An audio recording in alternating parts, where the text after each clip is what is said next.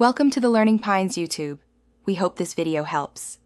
You'll begin by confirming a few essentials so the feature behaves predictably. First, make sure your Redmi is updated and unlocked. Older MIUI builds sometimes hide SOS options. Once done, open Settings and type Emergency in the search bar or navigate to Additional Settings to find Emergency SOS. You're starting the setup now.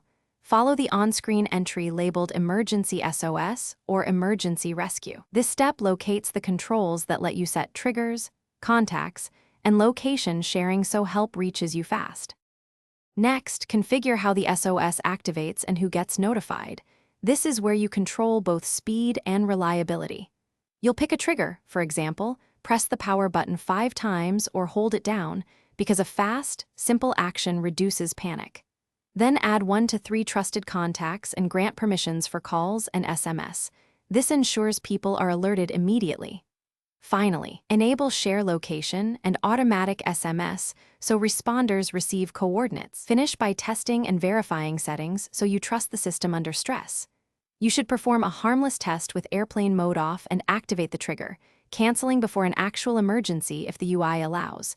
This proves calls, SMS, and location work. Make sure emergency info appears on the lock screen and that medical info is filled out. If you can't find the option, update MIUI, try a different region setting, restart the phone, or clear the settings app cache to restore the feature.